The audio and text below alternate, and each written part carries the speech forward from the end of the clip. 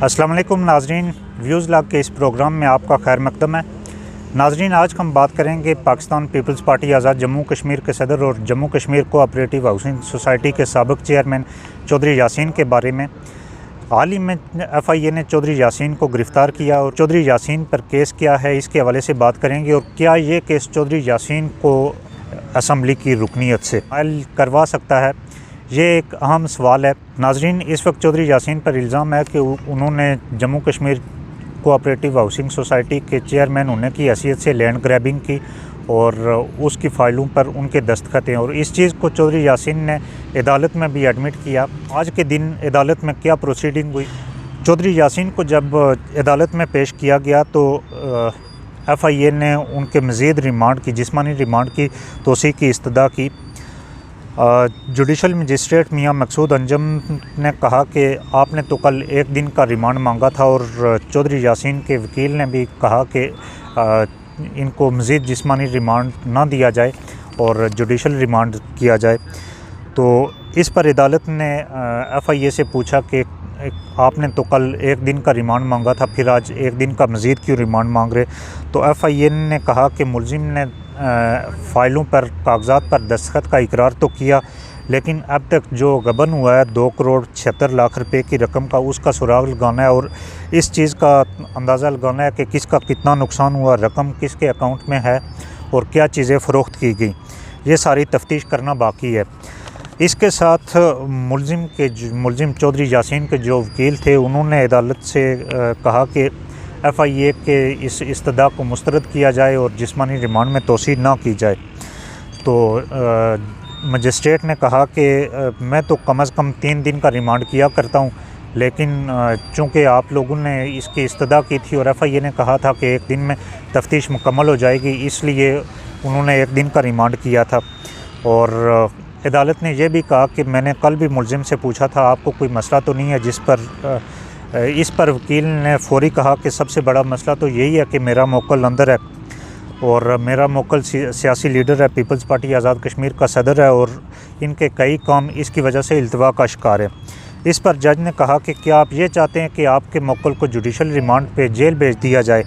जज ने फिर FIA से सवाल पूछा कि बाकी मुलजिमान, इस केस में जो बाकी मुलजिमान है 12 मुलजिमान नामजद, तो वो किधर हैं। FIA ने कहा कि 3 मुलजिमान तो गिरफ़्तार है, मरकज़ी मुलजिम भी गिरफ़्तार है।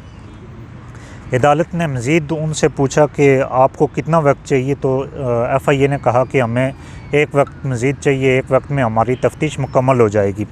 अदालत ने फिर उस पर एक दिन के अदालत ने FIA की जो इस्तदा थी एक दिन रिमांड की तोसी की, तो उसको मंजूर कर दिया और एक दिन की तोसी कर दी मज़ीद। अब चौधरी यासीन को कल 9 बजे दोबारा अदालत में पेश किया जाएगा। इससे पहले दिन क्या चीज़ अदालत में हुई उसकी मुख्तसर हम आपको कार्रवाई बताते हैं।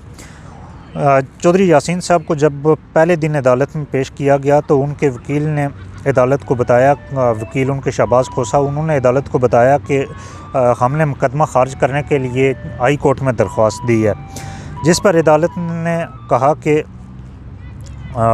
आप एक तरफ ज़मानत पर हैं और दूसरी तरफ आप मुकदमा खारिज करने की दरख्वास्तें दे रहे हैं, तो क्या ये दुरुस्त काम है। उस पर चौधरी यासीन जो मुलजिम है इस केस में, उन्होंने अदालत से कहा कि मैं कुछ कहना चाहता हूं, तो जज ने इजाज़त दी। तो चौधरी यासीन ने कहा कि मैं चूँकि उस वक्त आज़ाद कश्मीर का सीनियर मिनिस्टर था, जिस वक्त चेयरमैन सोसाइटी था, तो आज़ाद कश्मीर का सीनियर मिनिस्टर भी था, इसलिए मैं हफ़्ते में एक ही मरतबा सोसाइटी के दफ्तर जाता था और जो भी फ़ाइलें जो मेरे सामने लाई जाती थी मैं उन पे दस्तखत कर दिया करता था। और उनका ये भी कहना था अदालत में कि सोसाइटी ने सारी ज़मीन एक्वायर की और इसके ये जो लैंड ग्रैबिंग हुई है इसके बेनिफिशरी वो नहीं है, इसके बेनिफिशरी कोई और लोग हैं। जिस पर जज ने कहा कि जब मैं किसी फ़ाइल पर दस्तखत करता हूं तो उसका ज़िम्मेदार भी मैं ही होता हूं। कल को अगर कोई मेरी फ़ाइल उठा के लाए कि मैंने दस्तखत किए हैं और उससे मैं कहूं कि दस्तखत तो मेरे हैं लेकिन इसका बेनिफिशरी मैं नहीं हूं, ये कतन मुमकिन नहीं है।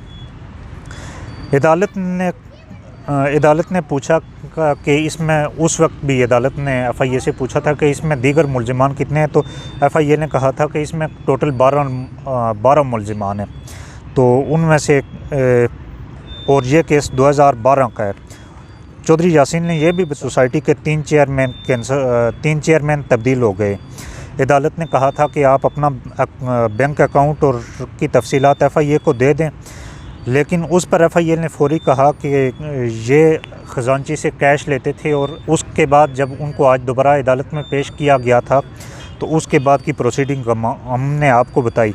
अब उनको कल 9 बजे दोबारा पेश किया जाएगा, लेकिन वो ये सारी चीज़ अदालत में मान चुके हैं कि इस केस में जो 12 रुकनी उनकी टीम थी, 12 रुकनी काबीना थी चेयरमैन समेत दूसरी टीम, तो वो 12 रुकनी टीम मिल के जो काम करती थी उसकी फ़ाइलों पे चौधरी यासीन दस्तखत किया करते थे।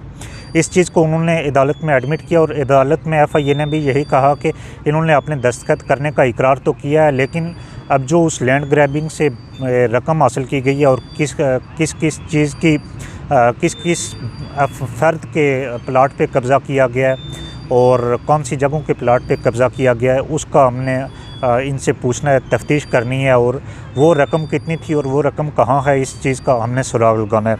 अब इस चीज़ को देखना होगा कि चौधरी यासीन के इस इकरार के बाद क्या अदालत क्या फ़ैसला करती है, लेकिन चौधरी यासीन का ये इकरार ही उनके लिए एक मुलज़म से मुजरिम होने का सबब पैदा कर सकता है। उनको सज़ा हो सकती है, और सज़ा होने के बाद वो नाअहल भी हो सकते हैं असम्बली की रुकनीत से। तो अब इस चीज़ को देखना होगा। इस पर जब चौधरी यासीन अदालत में पेश हुए, अदालत की प्रोसीडिंग के बाद उन्होंने क्या बातें की, हमसे मुलाहिज़ा कर सकते हैं। Total victimization, it is the days of departure of this regime.